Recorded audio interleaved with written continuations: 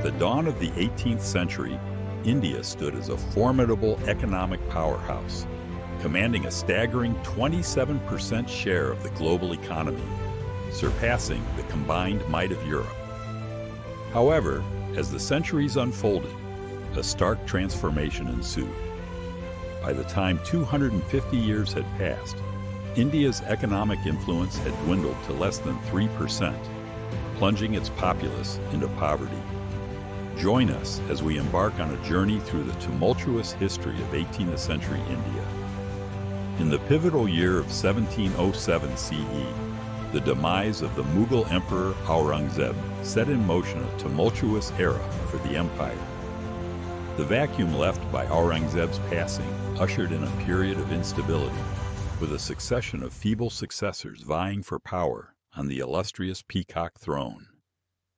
As the once mighty Mughal Empire teetered on the edge of collapse, regional powers seized the opportunity to assert their dominance through land grabs, title claims, and internal strife. The vulnerability of India was laid bare when in 1739, Persian Emperor Nadir Shah launched a devastating invasion of North India, culminating in the sack of Delhi. Amidst the chaos and uncertainty that gripped the Indian subcontinent, the British Empire astutely discerned a window of opportunity to expand its influence. Leveraging their unique position as a foreign power, the British employed a combination of bribery and military might to carve out a dominant presence in India. Unlike previous invaders, the British harbored grand ambitions of long-term economic exploitation and control over the region. This marked a significant departure from India's previous encounters with foreign aggression, as the British set their sights on establishing a lasting colonial foothold in the subcontinent. The British Empire's approach to India set them apart from previous invaders. Unlike conquerors of the past who pillaged and departed, or assimilated into Indian society like the Huns shedding Gupta blood, the British viewed India through a lens of unyielding exploitation. India, in their eyes, was an infinite reservoir of wealth to be relentlessly drained. By the time India reclaimed its independence in 1947, the landscape bore the scars of 2 centuries of colonial rule. Native institutions lay in ruins. The once thriving economy had been stripped of its industrial prowess.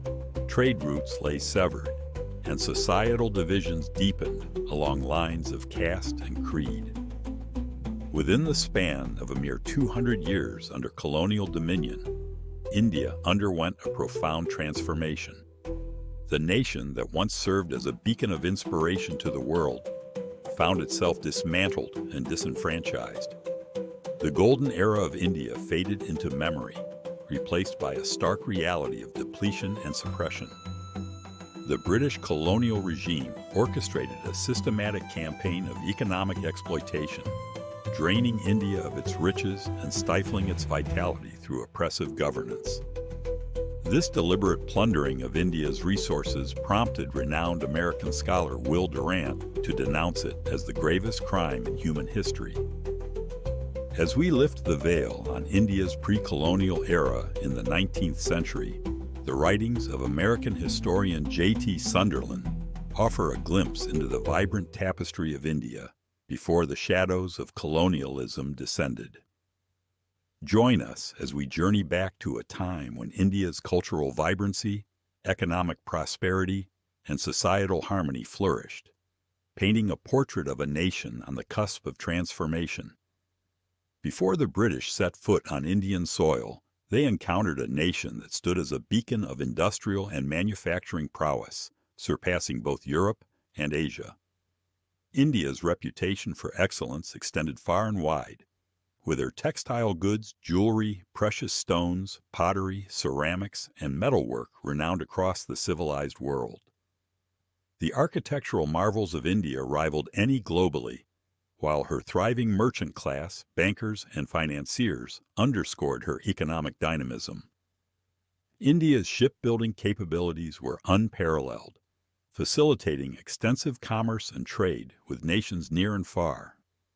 India's textile industry stood as a cornerstone of her economic might, boasting numerous centers of production that catered to diverse markets. Coastal Andhra excelled in block printing. Gujarat and Bengal specialized in premium woven products, garnering global acclaim. By the mid-18th century, India commanded an impressive 25% share of the global textile trade, a testament to the industry's robustness. The success of the textile sector reverberated throughout the economy, fostering stable international distribution networks that benefited artisans from various industries. This interconnected web of trade facilitated the expansion of Indian goods to distant lands, fueling the growth of ancillary industries alongside textiles.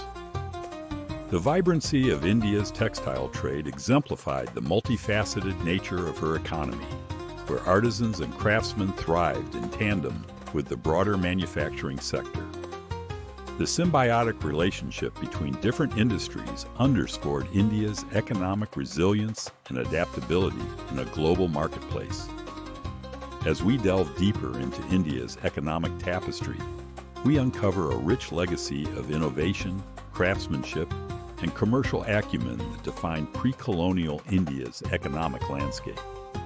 India's economic prowess extended beyond land-based trade, with maritime routes playing a pivotal role in facilitating international commerce. The Indian shipbuilding industry emerged as a formidable force, with a multitude of ports across the subcontinent engaged in the construction of seafaring vessels. From Dhaka to Masulipatam, Surat to Calicut, and Keelon to numerous other ports, a network of skilled artisans and rural communities collaborated in the production of ships. Quality craftsmanship was the hallmark of Indian shipbuilding, exemplified by the renowned Bengali merchant fleet of the early 17th century. This fleet boasted nearly 5,000 ships, each capable of carrying substantial cargo, meticulously crafted by native artisans with expertise in wood, iron, and brass fittings. British accounts lauded Indian vessels for their blend of elegance and functionality, hailing them as exemplars of fine craftsmanship. Notably, Bengali ships surpassed their English counterparts in durability, boasting an average lifespan exceeding 20 years compared to English ships lasting no more than 12. This stark contrast underscored the superior construction techniques and materials employed by Indian shipbuilders, cementing their reputation as leaders in maritime engineering. India's contributions to the global steel industry date back to the 6th century CE, with the production of crucible-formed steel known as woops or Damascus steel in the West. Indian blacksmiths, particularly along the Malabar coast and in the Deccan region, excelled in crafting high-quality steel for export.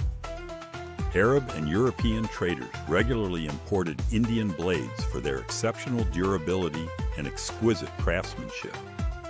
These blades, renowned for their robustness and aesthetic appeal, not only served as wartime implements, but also symbolized prestige and status during times of peace. As we delve deeper into India's economic transformation under British colonial rule, the extent of devastation inflicted upon the once thriving manufacturing sector becomes apparent. India, renowned as a manufacturing juggernaut and a global exporter of high-quality goods, faced a systematic dismantling of its economic foundation at the hands of British colonial policies. The British agenda sought to subjugate the entire Indian nation to serve their own interests, reshaping the economic landscape to maximize their gains. Upon assuming power, the British swiftly implemented measures to undermine indigenous industries, beginning with the establishment of a legal monopoly over Indian textiles and the severance of traditional export markets. By monopolizing the purchase of Indian textiles and altering payment methods to extract tax revenues from India, the British crippled the once thriving economy. Skilled artisans, once the lifeblood of Indian commerce, found themselves impoverished and marginalized, their livelihoods threatened by the shifting economic paradigm imposed by colonial rule. The British onslaught against Indian industries escalated as manufacturers lobbied for the eradication of competition from the Indian textile sector. Resorting to brutal tactics, British forces destroyed Indian looms and even resorted to maiming weavers to stifle production. To ensure the irrelevance of the Indian textile industry, the British imposed exorbitant tariffs, creating a suffocating economic environment that trapped Indian goods within the domestic market. This economic stranglehold extended beyond textiles, with stringent restrictions imposed on various manufacturing sectors, relegating India to a mere exporter of raw materials for British industries. India's economic landscape, once teeming with innovation and craftsmanship, now bore the scars of colonial exploitation and suppression. The British colonial policies not only dismantled thriving industries, but also stifled the entrepreneurial spirit and ingenuity that defined India's economic prowess. Join us in the upcoming segment as we explore the enduring legacy of colonial economic policies on India's path to reclaiming economic independence and revitalizing its industrial heritage. The colonial legacy of economic exploitation in India reverberated far beyond the dismantling of industries, reshaping the very fabric of Indian society and livelihoods. British colonial policies, driven by a ruthless pursuit of economic gain, decimated India's manufacturing base, leading to a stark decline in industrial employment by 1947. The monopolization of industrial production by the British forced skilled workers, artisans, merchants, and builders into agriculture, heralding a mass exodus from traditional crafts to the fields. Dr. Charles Hall's poignant words encapsulate the plight of Indian workers, thrust back onto the soil due to Britain's discriminatory duties that ravaged native industries. The rural landscape bore witness to plummeting wages, exacerbated by poor harvests, droughts, and the specter of famine. The British administration, seeking to extract maximum revenue, imposed exorbitant taxes on cultivators, pushing them to the brink of destitution. Tax rates ranging from 50 to 80% of gross income, levied before harvest, left cultivators trapped in a cycle of debt, where taxes often exceeded their meager earnings. British taxation policies, acknowledged as the most oppressive in the world, subjected Indian cultivators to unprecedented financial burdens, surpassing even the levies imposed by previous Indian rulers. The insidious taxation regime, designed to extract maximum revenue, plunged provinces into economic turmoil, with cultivators bearing the brunt of colonial exploitation.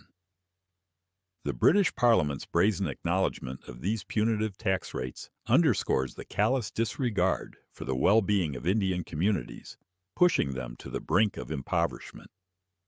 The insidious grip of colonial taxation in India not only drained the economic resources of the populace, but also inflicted untold suffering and exploitation on the most vulnerable. British tax policies, designed to extract maximum revenue, pushed millions of Indians to the brink of destitution. Tax defaulters faced brutal punishments, from confinement in cages under the scorching sun to the heartbreaking act of selling children to meet escalating tax demands. Peasants, already burdened by oppressive taxes, were subjected to physical torture and land confiscation, leading to the creation of tens of millions of landless peasants, a tragic first in Indian history. By the end of the 19th century, India had become Britain's largest revenue source, fueled by exploitative taxation policies that bled the Indian populace dry. British officials, including the Marquis of Salisbury, openly acknowledged the predatory nature of colonial rule, viewing India solely as a source of financial gain. The extractive nature of British colonialism was rooted in a fundamental lack of integration or empathy with the land and its people, perpetuating a system of exploitation that prioritized British interests at the expense of Indian welfare. Contrasting the British colonial regime with earlier rulers like the Mughals sheds light on the preservation of India's economic vitality under indigenous rule. While the Mughals were not without flaws, their governance allowed India to flourish as a dominant economic power. responsible for a significant share of global trade. The Mughals, despite their foreign origins, established India as their new home, fostering a sense of loyalty and investment in the land that preserved India's wealth at its core. The economic legacy of British colonial rule in India is characterized by a stark imbalance of wealth extraction, with the vast revenues generated from Indian soil repatriated to distant British shores. Modern economists estimate that the total wealth drained from India amounts to a staggering $43 trillion, underscoring the sheer magnitude of economic exploitation inflicted upon the Indian populace.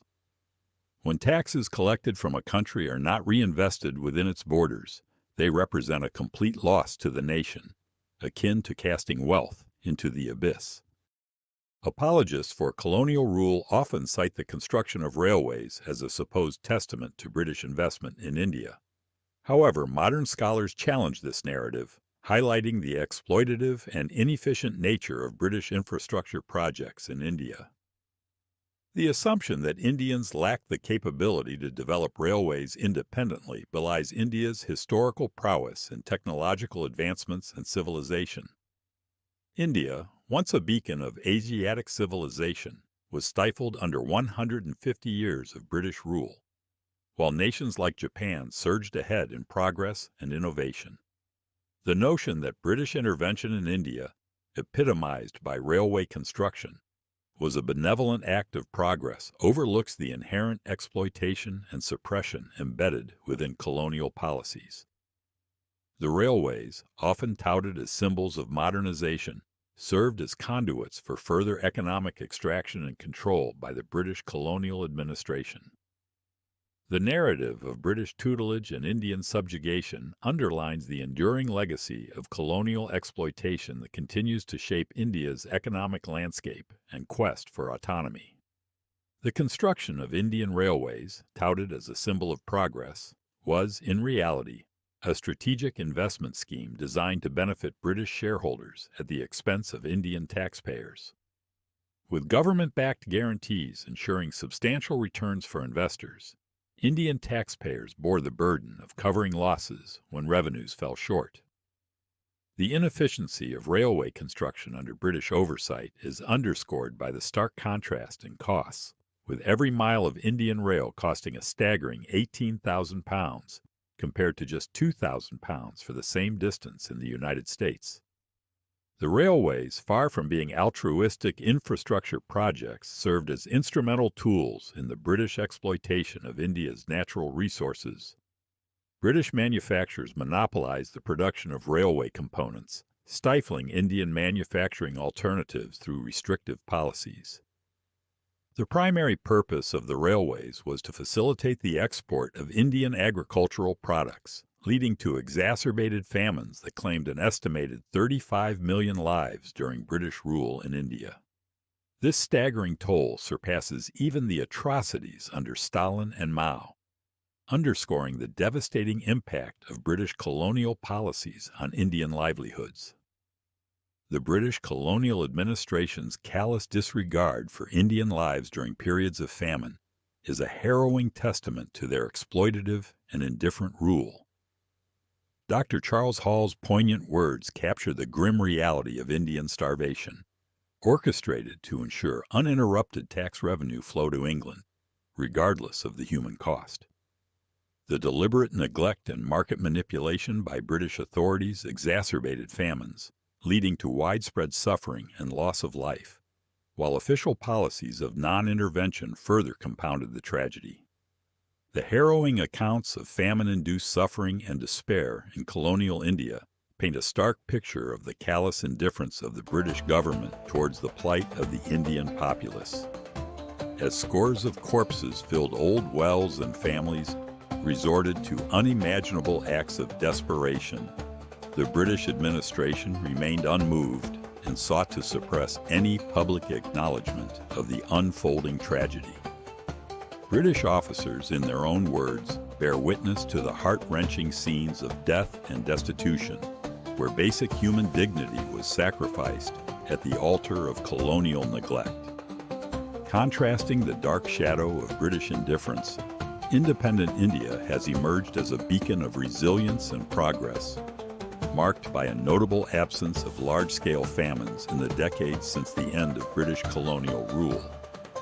The stark contrast in India's ability to safeguard the well-being and prosperity of its people underscores the profound impact of self-governance and indigenous leadership in prioritizing the care, safety, and prosperity of its citizens.